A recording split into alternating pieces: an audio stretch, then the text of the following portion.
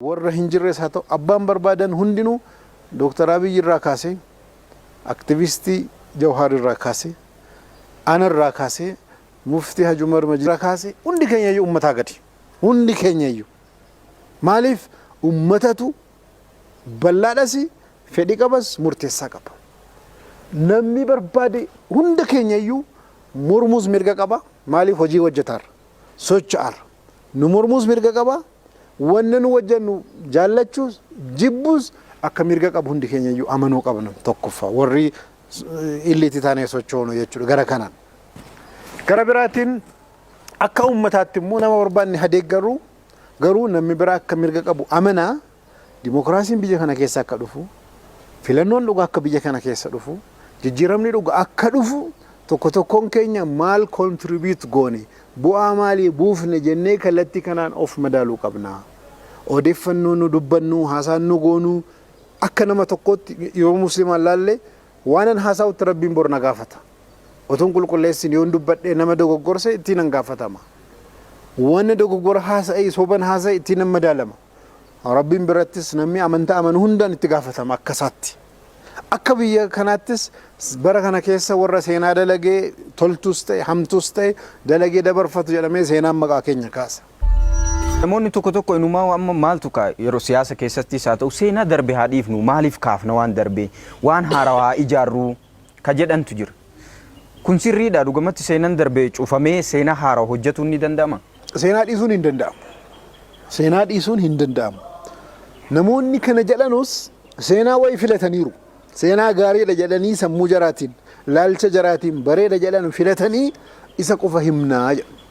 Amma ilmi namaa seenaa positive ta'e qaba seenaa immoo negative ta'e qaba kan hacuuca jira kan hacuucamee jira kan mo'ate jira kan mo'amee jira always seenaa lammanuu parallelii amma kamirratti xiyyeeffannu gaaffii ta'e kan dhufuu qabu malee seenaa wallalchiisuu hundandeefna jennaan hin danda'amu maaliif irraa barumsa hin fudhanne seenaa waan gaarii qofarraa fudhanna yoo jenne waan kaleessa dogoggoramerraa yoo nu barumsa hin fudhanne boolloo sana keessa dhaqnee bonna. Isin amma yoo barreessitan seenaa dur dhiibameettaniituma seenaa fakkeenyaaf namoonni gaafa seenaa bade san hin sirreessine dhanii gaafa barreessan seenama san attaak godhuudha moo dhugaa jiru barreessuudha. Maalama jira amma revisionistiin seenaa konistiraakt godhamee dhugaadha jedhamee dhaabbate jira.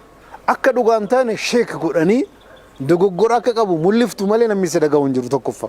Lammaffaa dogoggora sana mul'istu malee sanatti itti fufa. Namni sirriidha jedhee waan amanee jiru dogoggorarra jirtaa jettee amansiiftee jennaan dhugumaadha jedhee ragaatti fiddee waan ati barreessite sirkatti fudhata.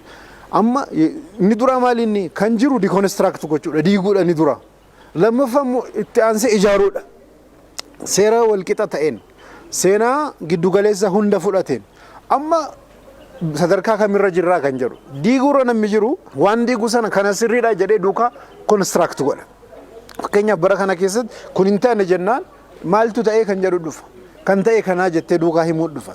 Akka seenaatti seenaa dhiisanii deemuu hin danda'amu. Seenaa dhiifna jechuun maal inni ilmi namaa bu'aa ba'ii keessa dabarfate hunda achi dhiifna zeeroo irraa jalqabnaadha. Barumsi mana barumsaa irratti barataarru amantaan nu hordofaaru ejjennoo nu qabataaru hundinuu seenaa irraa bilisa ta'an jiru. Ani muslima waa'ee nabi Muhammad alan dubbadhu seenaa keessatti waan ta'e dubbataara. Mi waan oolu miti. Namni tokko Yesuus jedhennaan waan seenaa keessatti ta'ee dabarfate dubbataara. Dhiisuu hin danda'u. Itoophiyaa jennaan Itoophiyaan akkamitti dhufte dhiisuu hin danda'u. Ilma namaa jennaan ilmi namaa saayintistoota meeqatu waggaa meeqa dhama'ee waa qoratee fide seenaa sana barataarra har'a. Garuu mee gabaabsinuti isin qorannaa taasiftan keessatti seenaan Itoophiyaa fi muslima islaama amantiin islaamaa as dhufee ummanni hawaasni muslimaa as keessa jiru kan qorannaa keessaniin gabaabsati seenaan Itoophiyaa fi islaama hanqinni isa keessa ture maali wanni amma immoo diigamee ijaaramuu qabu jettan maali?